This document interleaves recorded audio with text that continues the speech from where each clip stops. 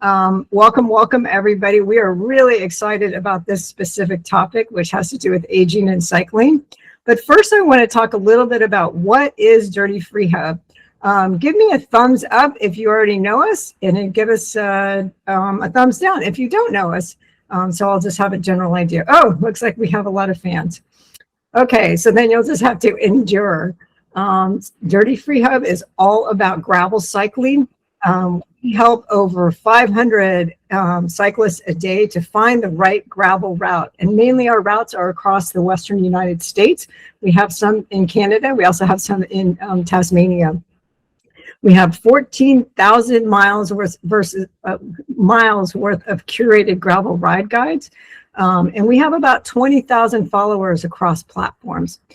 And we also have some really amazing donors because we cannot do this without you. I recognize some of the people on this call, and we really, really do appreciate your kind donations. So without further ado, let's keep going. Tonight, we are fortunate to have Kim Collier, and she is going to be talking about goal setting as an older cyclist. And I know, I feel like I've just reached that category. I'm 61, so I'm starting to. So I think I've just put myself in the bucket. Kim, what do you consider an older cyclist? I don't know what number I would pick exactly. I'd probably go with 55. Oh, you know, ouch. Just because of the changes that start happening at that age. It's not necessarily about skill level or performance. It's more about just how the body ages and what, we need to do to mitigate that. So Kim, tell me first off, let's find out a little bit about you. Kim, tell me a little bit about your background. I mean, you have an amazing, a really, really unique background for helping older cyclists. So let's talk about that.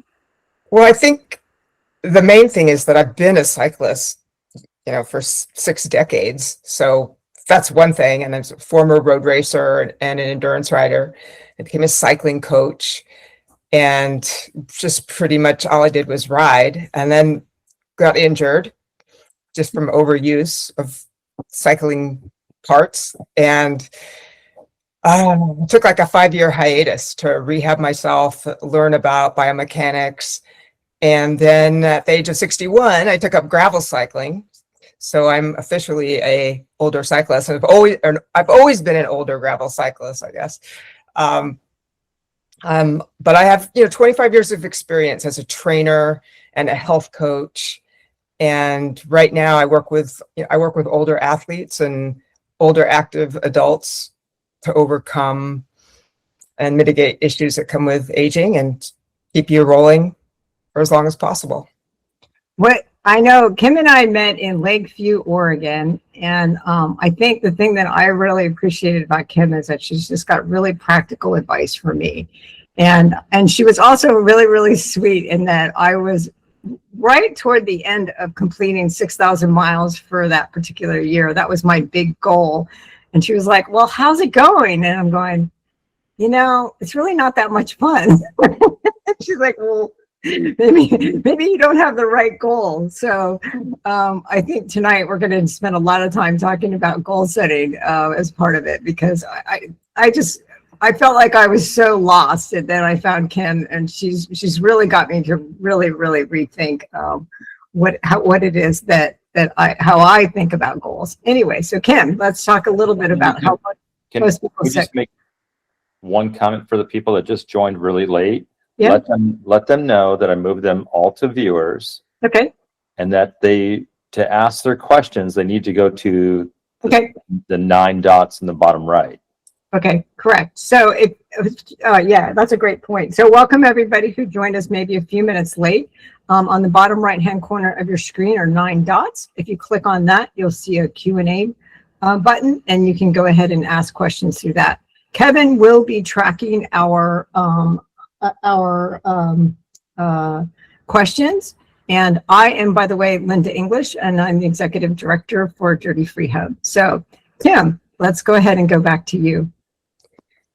All right. So we're talking about evolving our goals as gravel cyclists. And I like to put goals into two different categories. The first being carrot goals.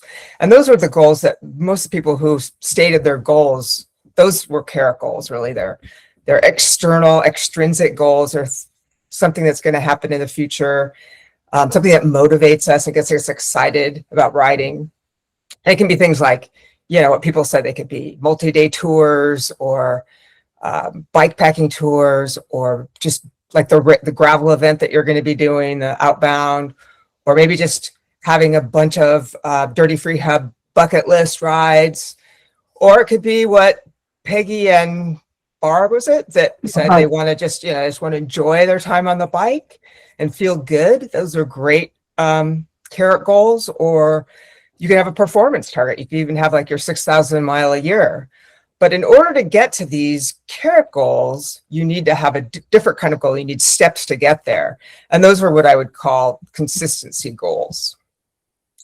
And I've put them in a wheel. This is how I work with my clients.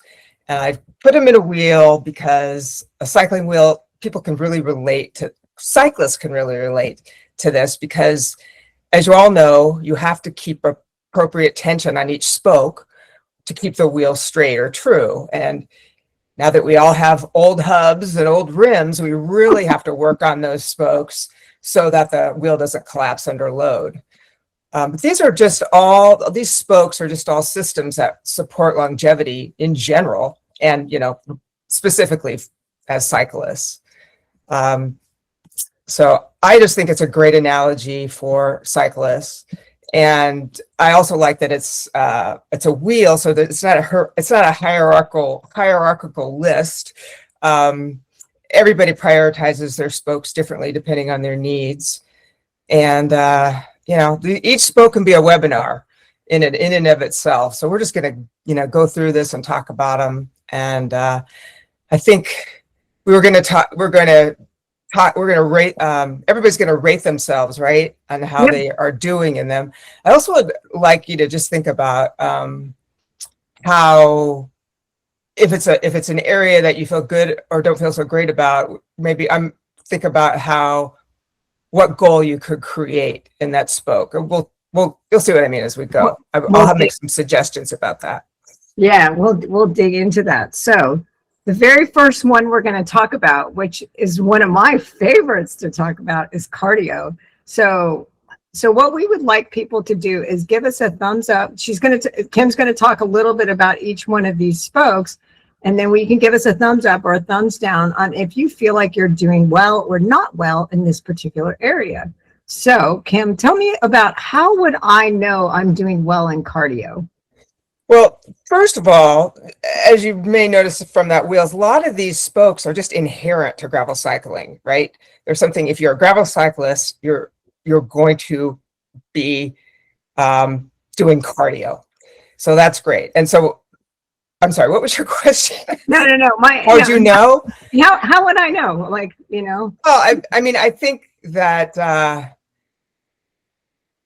how would you know? I think there are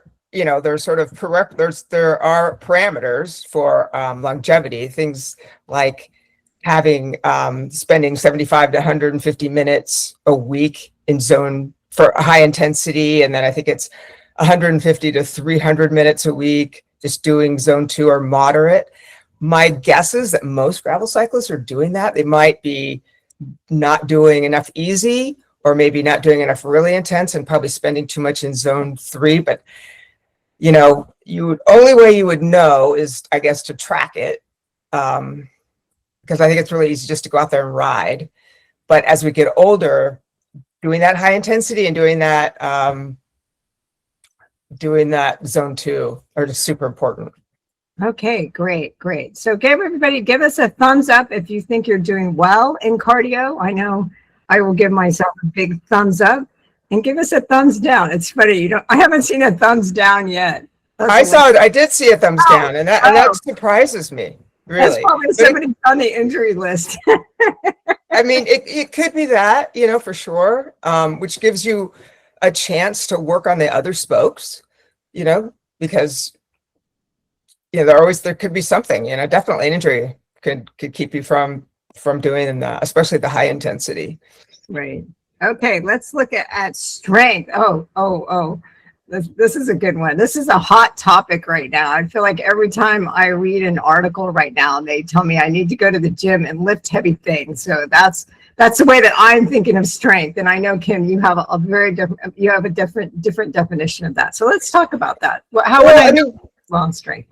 Well, if you're doing resistance training 30 minutes 2 to 3 times a week, that should cover it. Strength is actually inherent in gravel cycling too, for some muscles, for your leg muscles for sure, but I would say strength is inherent but needs supplementation. You need to get, and it doesn't need to be in the gym necessarily, but it does need to be, lifting heavy stuff. We want to preserve the muscle mass and bone, increase bone density, stuff that doesn't necessarily happen with cycling. Okay, I'm seeing less thumbs up. I mean, they're kind of dribbling in. So everybody give me a thumbs up if you're doing great. Oh, I see some thumbs down. Okay, so probably an area that you definitely want to work on. Yeah, and I think that, just even getting, starting out with doing some body weight exercises, that counts, doing some push-ups, some squats, or some, one-legged deadlifts kind of thing. You do not have to go to the gym to do this. Okay. All right. Okay. Next up, we have mobility. This is a tough one for me. I really like your slide here. That's great. That's great.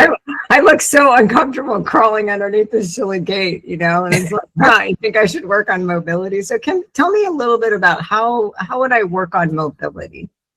Well, when I say mobility, I think people should be moving their major joints in their full range of motion every day. And it sounds like a lot, but it isn't really if you're systematic about it and just go through and do it. But if you just went through the course of your day and thought, I probably got that, I think you might be surprised. Maybe you haven't, rotated your cervical spine completely, or your wrists or whatever. But it's super important for performance on the bike, just for bodily control and having access to more muscle tissue and keeping your joints healthy and your connective tissue healthy. And for situations like this, it make it a lot easier if you have practiced mobility. So okay. It doesn't take much, but it does have to be. I say it has to be, for me, it has to be every day. For Lindy, I've got 2 questions. I want to back up a little bit. So I want to go back to aerobic capacity. Mm-hmm. Where does VO2 max fit into this and training VO2 max? VO2 max is trained by the high intensity training. And that's essentially what that is, going as hard as you can for, a short amount of time. It could be something like, doing a hill interval and going hard for 30 seconds and resting for 30, that kind of thing. It really depends on how fit you are to start. If you've never done high intensity training, I would definitely take it slow. Your goal would be to do something like the 4x4, where you go for 4 minutes as hard as you can, and then you rest for 3 minutes, and 4 minutes as hard as you can. You do that 4 times. That would increase your VO2 max. Now you could go get tested, but that generally costs a lot of money. At this state in my life, I'm not a competitive cyclist anymore, but I know that every time, if I'm doing consistent high intensity training, and by consistent, I'm doing it like twice a week, I know my VO max is improving just by the mere fact that I'm doing that training. So as a follow-on question to that, if I'm 60 and my VO2 max is 65, whatever it's measured in units, it's measured in, and then I turned 70 and my VO2 max has gone from 65 to 60, should I be concerned, or does VO2 max as a metric decrease as I age? It doesn't necessarily decrease. If you're training your VO2 max, you're just actually, the research shows that there's no cap on VO2 max. It'll just get better and better. But the caveat is that you have to work at it hard, and you have to, stay, you can't be crazy. You have to start slow. You have to build up. You have to progress. But yeah, there's no reason why your VO2 max should be lower just because you're older. Okay. And I've got one more question, Lenny, that has come up.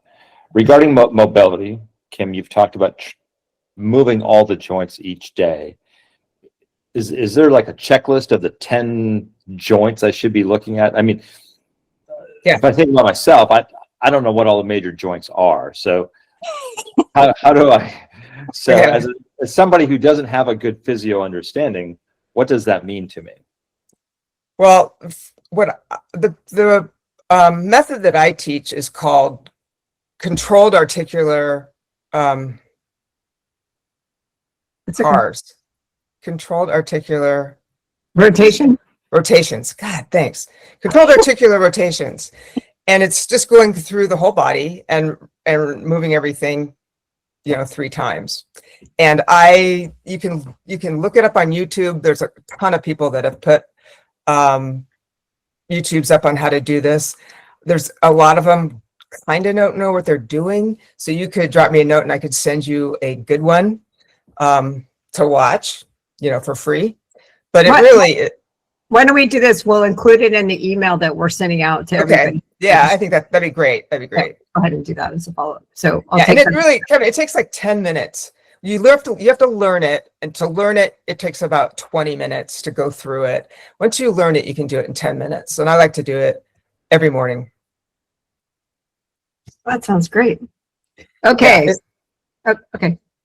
Sorry, Kim. Did you want to continue with mobility? You want to move on? I was just going to say that it's a great analytic tool too, to see where you're like before that guy's shoulder got all messed up. If he was doing CARS all the time, he might say, hey, this is a little sore. I really need to, or this is feeling a little funky. I really need to do some exercises to make sure this connective tissue is okay. So it's a good thing. Okay. For that. Great. Let's talk. This is the one I get an F on, recovery. I don't know. That looks so nice. That looks so easy. And my friend Kathy Hoskins, I suspect she's probably on that list too. So tell me a little bit about recovery. How much recovery do we really need as the body ages?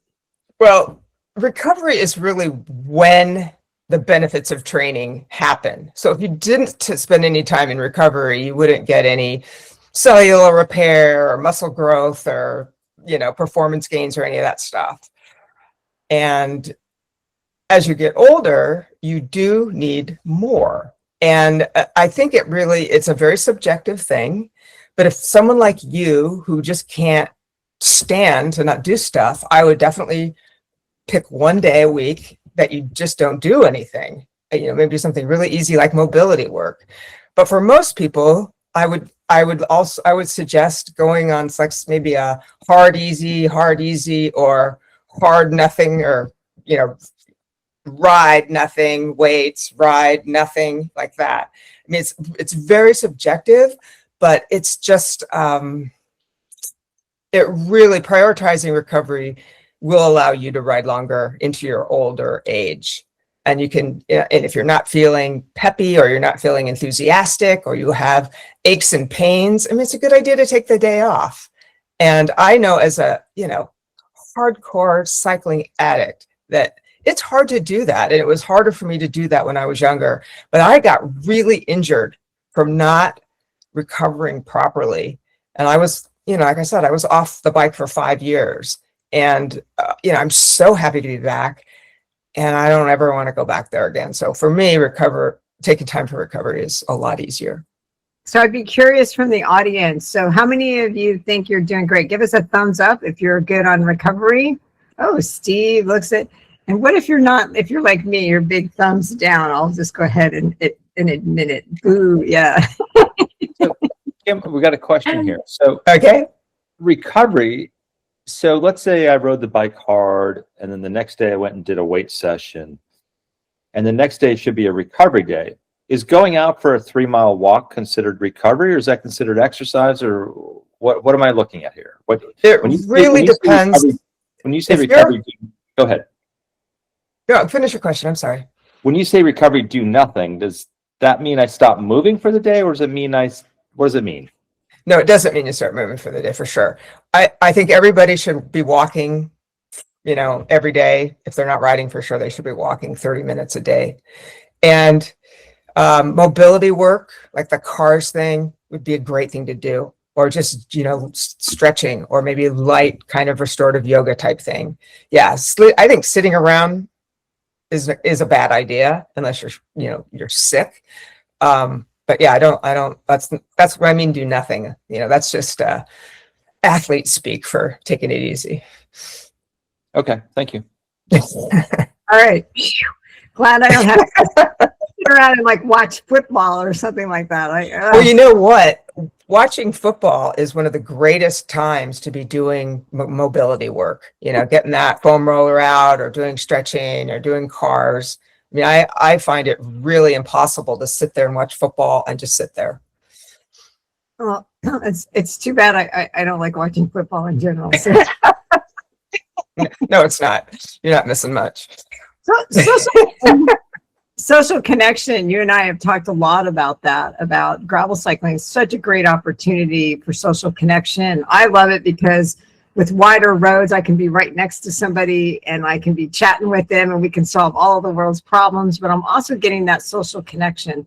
But I know, tell me about why is social connection so important in an aging cyclist? Well, there's been a ton of research that shows how social bonds helps stuff like lowers inflammation and reduces stress and slows the biological aging process, which, is amazing. And, and like you were just saying, it's kind of inherent in cycling, and that we have, cycling groups and that kind of thing. It helps with, motivation and accountability. And I know it's a safety issue too, as we're older, to be riding with groups. I find as a older gravel cyclist, it's been difficult for me to find groups. Haven't had that much luck here in the Bay Area. When I was a roadie, there was, you can throw a rock in any direction and find a cycling group. But as a dirt rider, it's been hard for me. So I don't have a lot of advice on that one. I would give myself, probably on the cycling social part, I'd probably give myself a thumbs down on this. But it is something that is a goal for me as well. So, my goal for this year would be maybe to find or create a group, or even 1 to 2 riders to ride with, one time a month. The other thing is riding by yourself is, therapeutic. It is therapeutic for me. I enjoy that, but I think that there's also that, because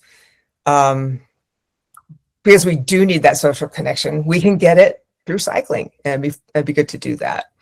I know, Kim, one of the things that I always tell people is that I would say of everybody that I ride with, and I do end up riding with a lot of people, is that I have met all of them, I think, through group rides where I organize the group ride. So I know a lot of people aren't comfortable with being the ride organizer. A lot of them will say, well, I'm terrified of navigation. I'm terrified of being in front of a group of people, whatever.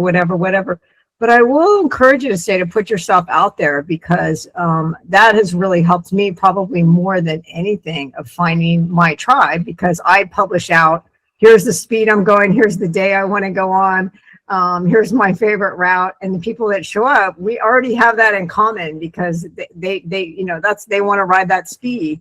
Or they want to ride, they have that time off. Like if they're riding Wednesday from, at 12 o'clock, then they already have that time off. So it actually kind of works well for me. So I'll make you a deal. I will lead a group ride. I'll put myself out there, and you have to schedule in a recovery day once a week. No. Okay. Right. Kim, I want to go back to, I got a question on recovery, and I'm just asking these questions kind of as they come in. That's fine. No, that's good. and I think I know the answer to this, but I want your thoughts on it. So the question is, if I'm riding in zone 2, is that considered a recovery day? Oh, good question. That is a good question. I think it really depends. It depends on, it can be, I think, for some people, but if you have things like, joint pain or like, your hamstrings killing you or something like that, it might be a better idea to not be on the bike. And then also when we say zone 2, it would be like an hour. It would not be, a 4-hour zone 2 ride. Okay. Kim, we've got a couple people who would like to ride with you. So we're going to put your information in the email that goes out after this, and we're going to hook you up with some social connection. Awesome. Okay. There's a reason to do this webinar. Thank you, Linda. Okay. Sleep's always a popular one that a lot of us don't do a great job on, especially as we age. So tell me about sleep.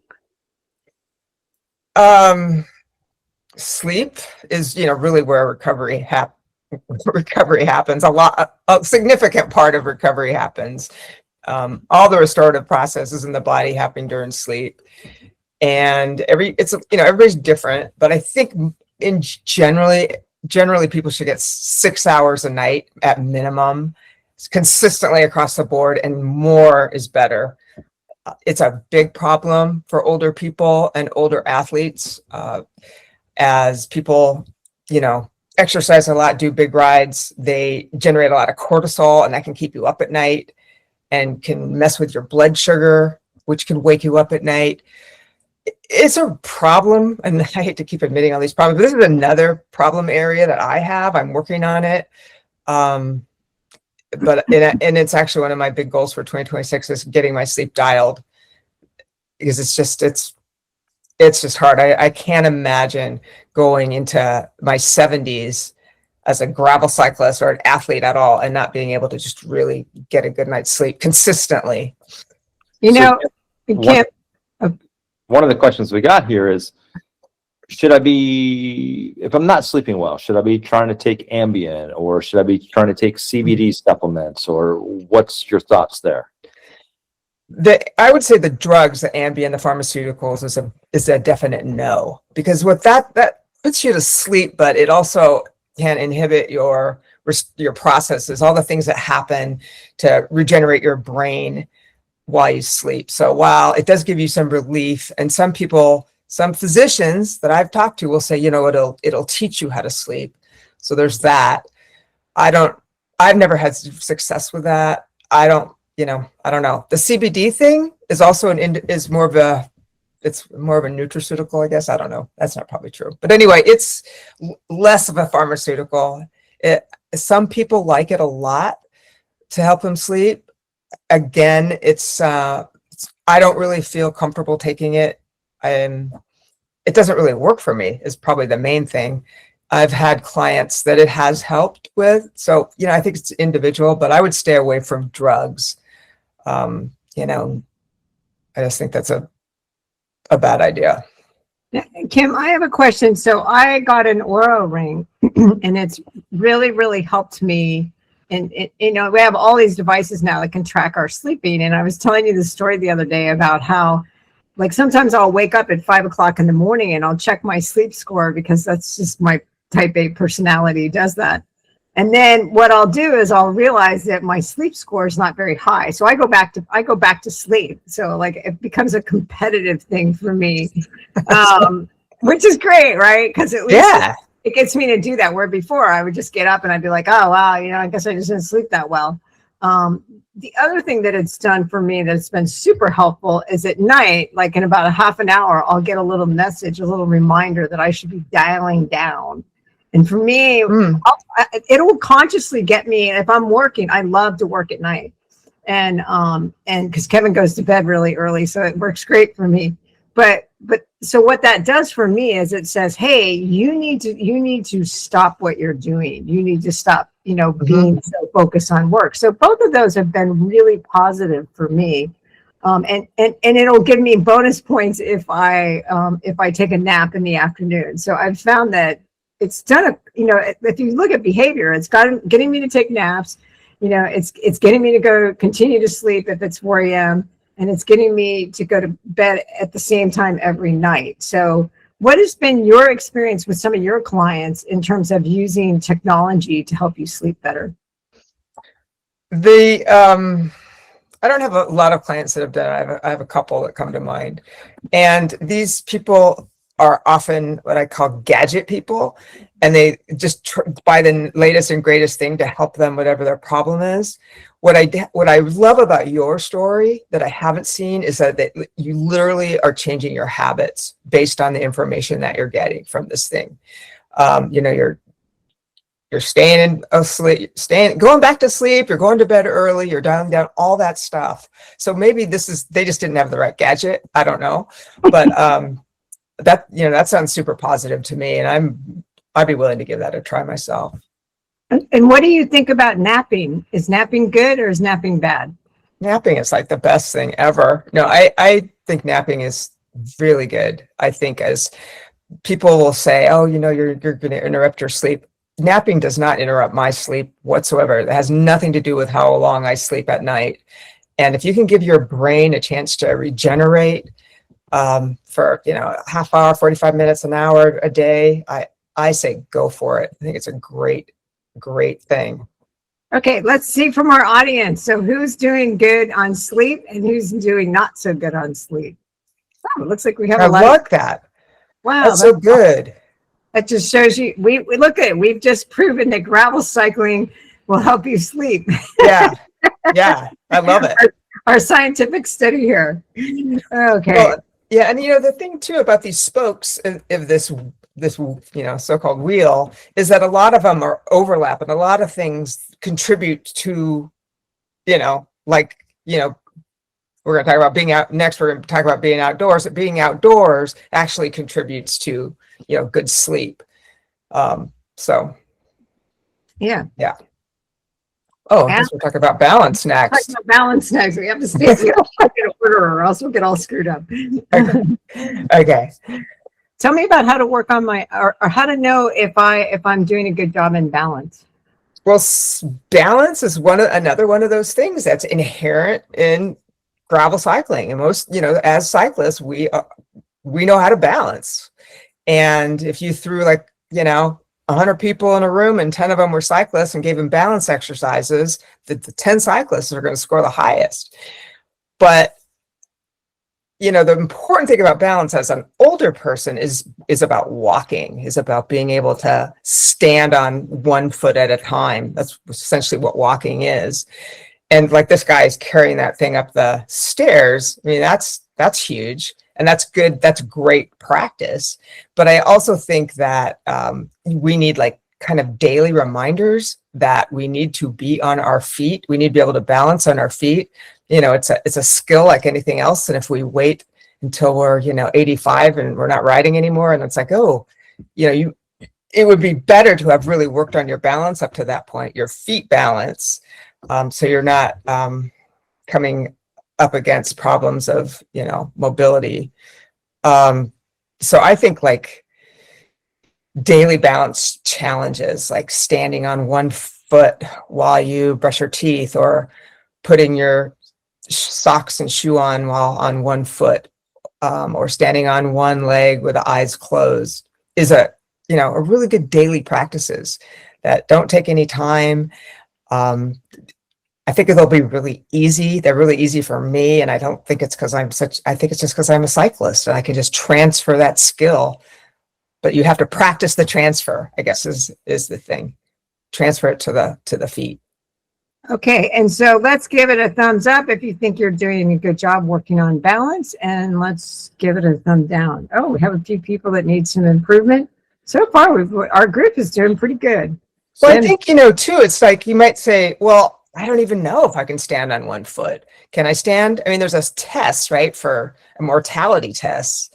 Like if you can stand on one leg for 10 seconds, and if you can't, your mortality risk is up huge. It's a lot. I don't remember what the exact number is, but it's huge. So it's like, okay, this is something you can correct, right now, and might as well do that. So what we want everybody to do right now then is to stand up and stand on one leg for 10 seconds. Yeah, who's going to be alive in 10 years? Everybody give us a thumbs up if you can stand up and stand on one leg for 10 seconds. Oh my God, that's horrible. Don't tell us if you can't make it. I don't want to think about it. But in all But the good seriousness, news is you can improve it. You can Kim, improve it. we've got a question here. Where does yoga fit into this in terms of mobility, balance, and those kinds of things? Is yoga knocking down more than one stone here? Absolutely. Yoga is great for balance and it's great for mobility, both, and strength, actually, if you do certain kinds. Yeah, yoga is a great practice, I think. I think it's really complementary for cycling. Okay. I personally don't do it, but I think it's good. Okay. So next we're going to talk about the obvious one, which is nutrition. And tell me about, you and I had this conversation about nutrition, and you looked at it from two different perspectives, which I thought were really interesting. So tell me a little bit about how you think about, whether or not you're doing a good job at nutrition. I think with nutrition, you need to be getting the macronutrients and the protein, carbs, and fat, the appropriate amount of that, and the appropriate micronutrients, all the vitamins. And then you also need to be looking at avoiding things like toxins and bad oils and excessive refined sugar and alcohol. So it's like getting enough of one thing and avoiding the other. And I also think I thought about this overnight, and the thing that I forgot to talk about was how important it is to get enough calories. I see a lot of people out there not eating on the bike, not having good meals before, and not eating a lot afterwards, and as if it's some sort of a badge not to refuel like that. And I think it's, as older adults, we're not absorbing as much out of our food as we did when we were younger, and so we need more. And our digestive systems need to be worked because they can forget how to work. Eating enough is huge, and it's like eat to ride is the mantra. Not ride to eat, but eat to ride. And what is your regime after you get off of a bike? What are you eating? I know that's always a big question I see in a lot of the forums of, what should we really be eating after we get off of a bike? Like a balanced meal. I mean, for me, I'm lazy, so I have a protein shake, with whey protein and fruit and maybe a raw egg. It really is, taste it. No, I don't do the white, but just the yolk. And that's generally what I have. Okay. So, all right, let's see how our audience is doing. Thumbs up or thumbs down?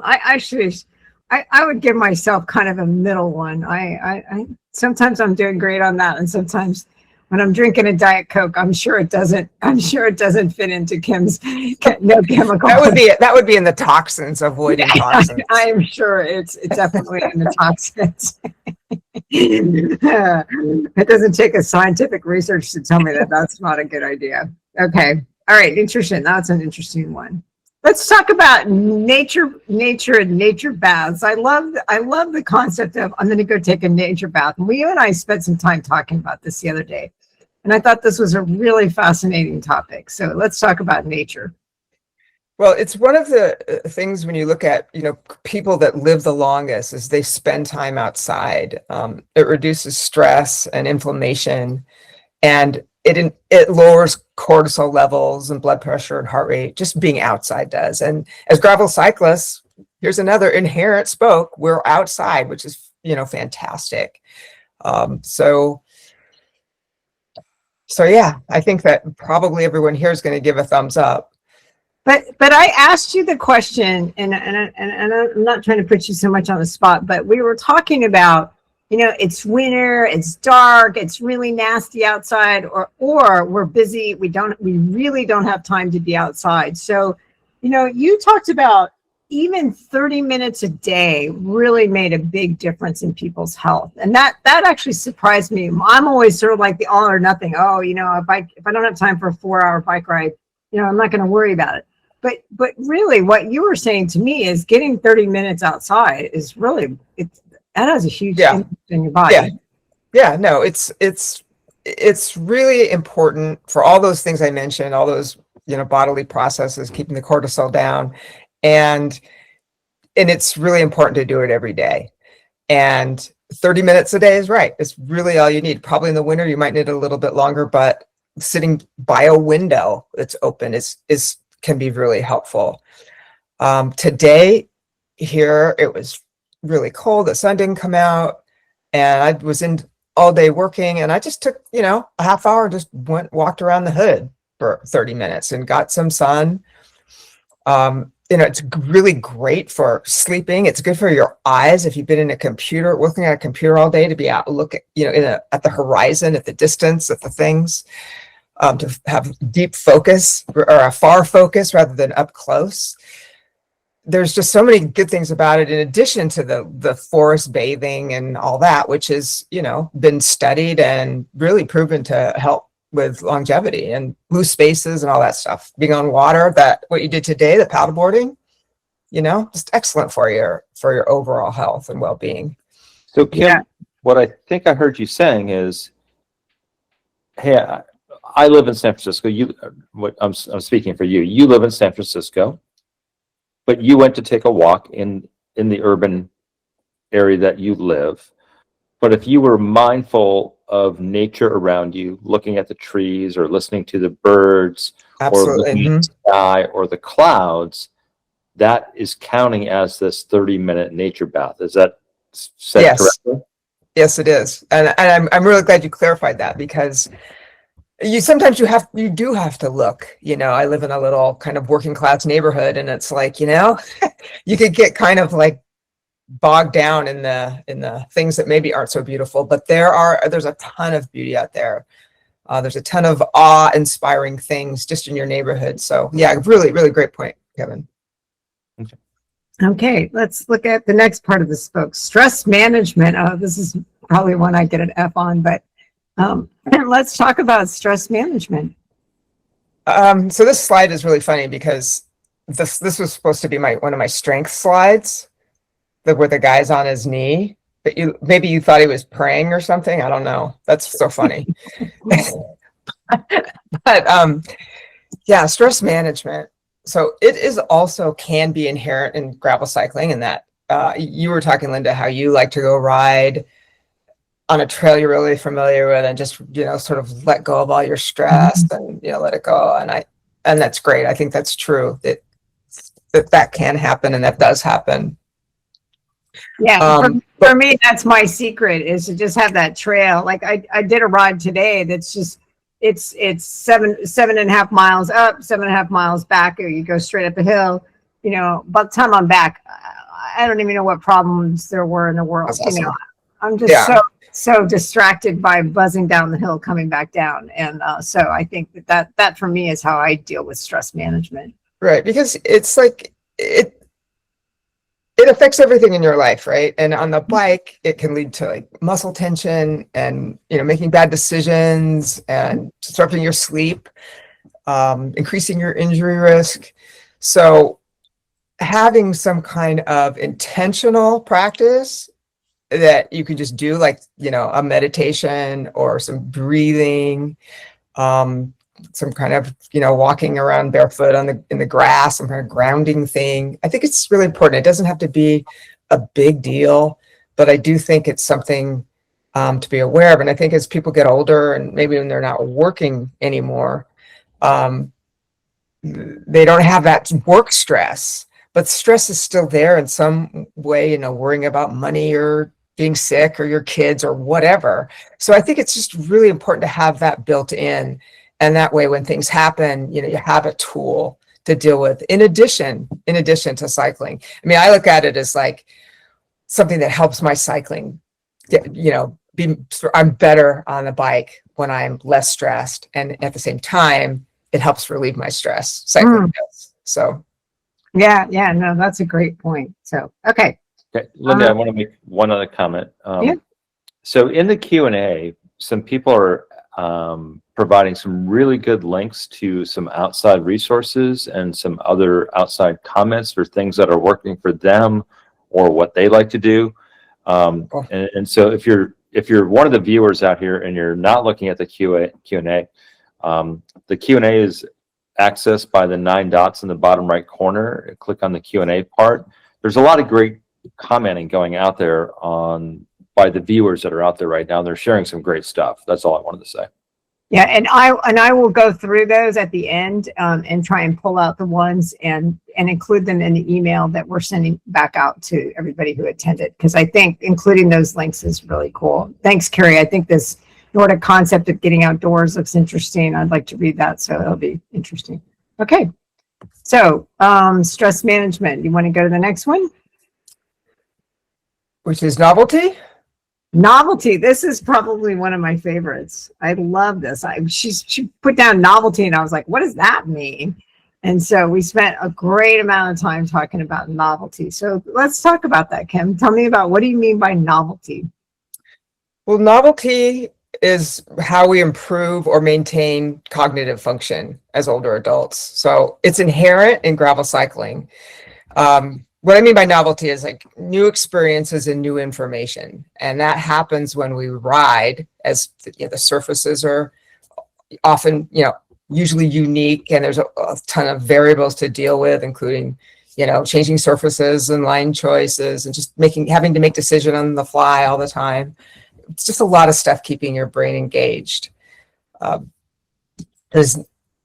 so novelty, the problem with it, and that's not a problem, but the thing about it is, in older adults, novelty really only works to grow the brain, so to speak, if it's paired with challenge.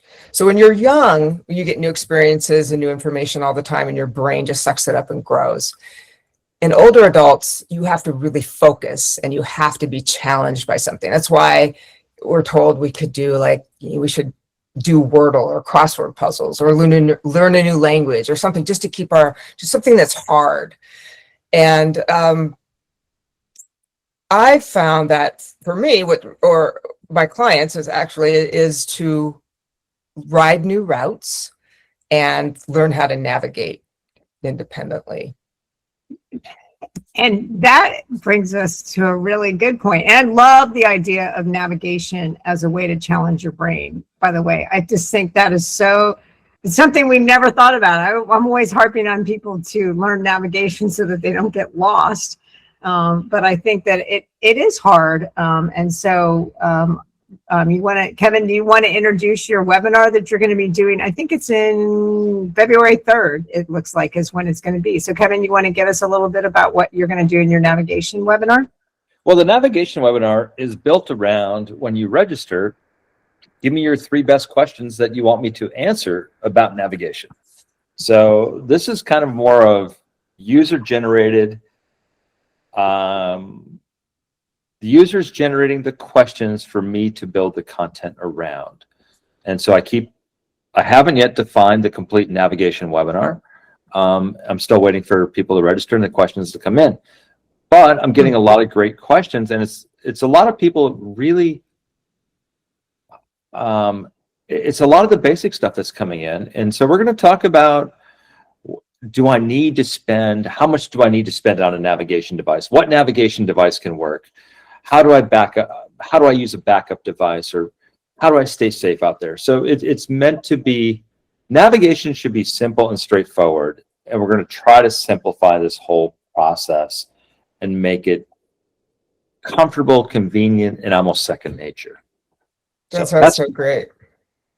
And Kim, you and I also talked about that. I use a navigation challenge in a very, very different way, as a way to challenge my brain.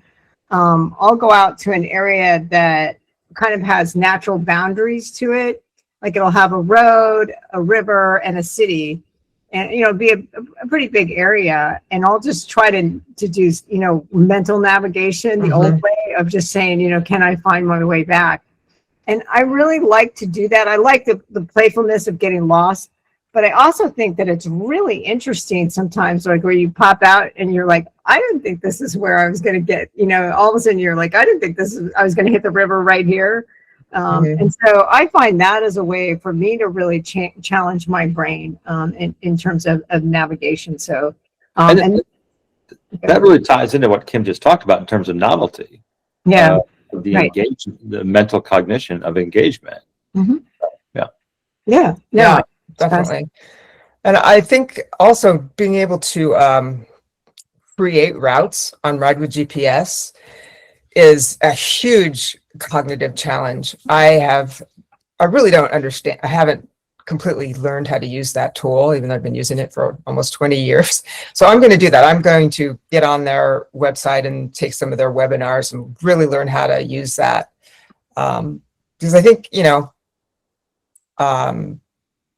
navigation, it's not just, it can be brain training, and it's a safety skill, and it increases your confidence and, supports your ability to explore. It's just, having fun on your bike and training your brain at the same time. I think it's just super cool. So Kim, you said something very interesting, and I'd like to actually get the audience's feedback on this. How many people would like to have a webinar for how do I go into Ride with GPS and map and develop a route? There you go. Okay. Looks like we have another webinar topic. No, that's great to know that people want that.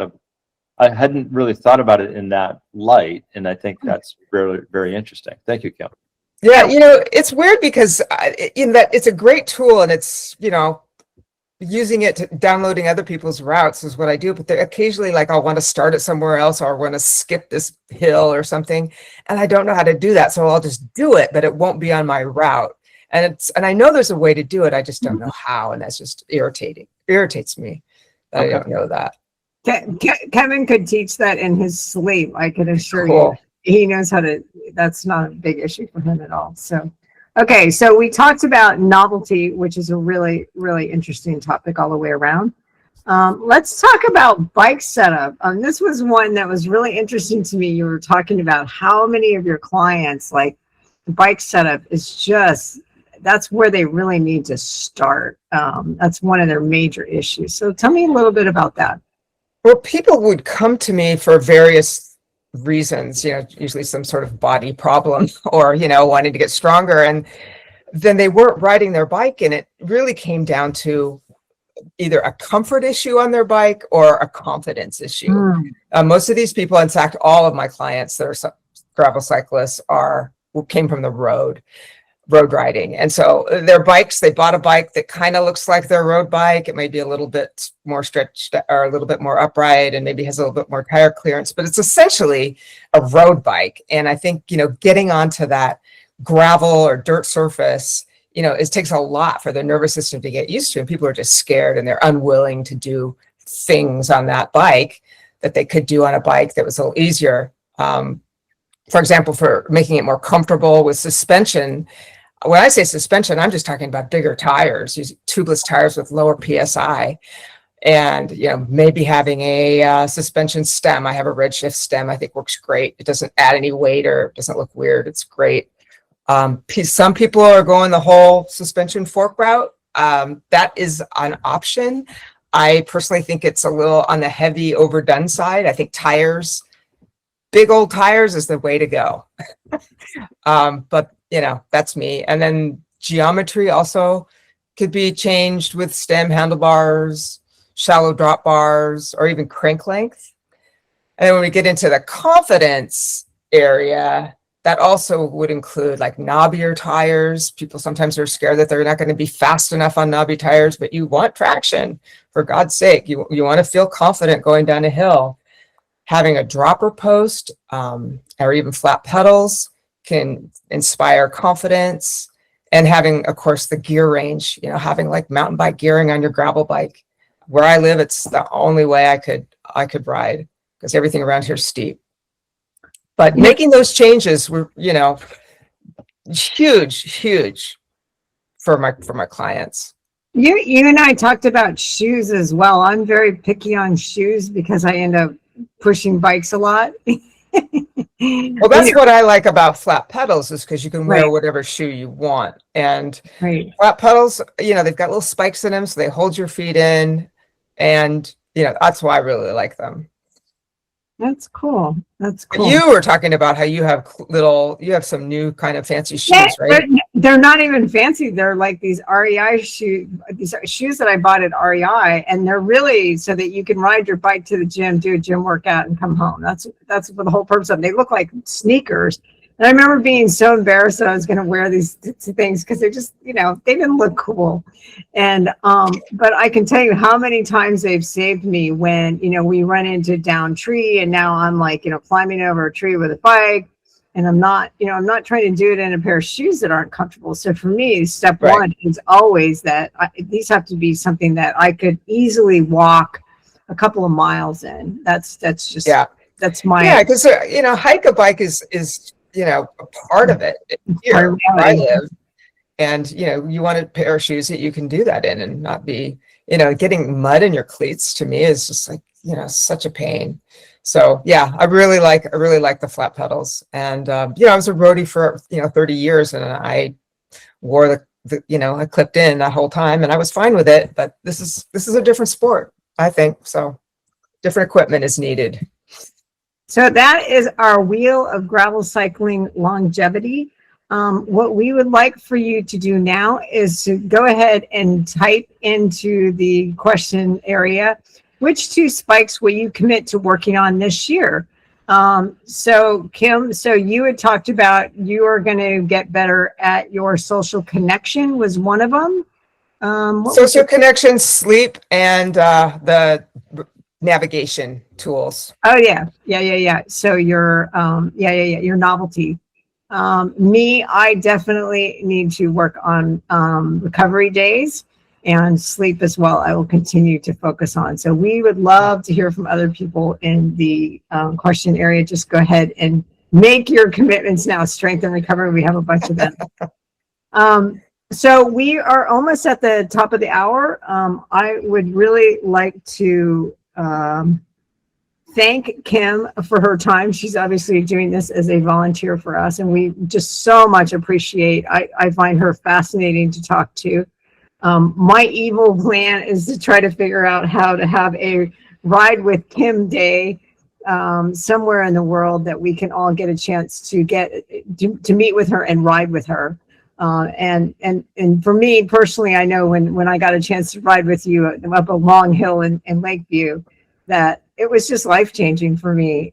Really getting somebody to sit down and say, hey, Linda, these goals, this isn't going to end well for you. you keep hitting. I don't think I said that. No, no, you didn't, but I'm sure you were thinking it. But you were so good about it, just constantly asking me questions like, wow, I know how that's going to work out. I'm thinking to myself the whole time, like, this isn't a very good goal for me. So, and I also want to give a big shout out to Kevin. So thank you for being our technologist tonight. That was very sweet of you. And again, Gravel Dirty Freehub is funded by your kind and generous donations. I see a lot of great donors on names coming through this list, and I can't thank you guys enough. We really, really do appreciate your donations.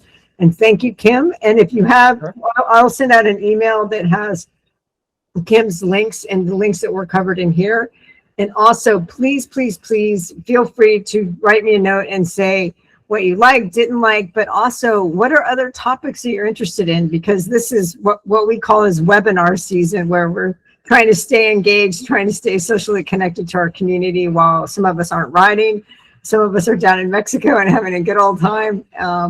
But we want to make sure that we're listening to you and we want to hear some of your ideas. So thank you so much.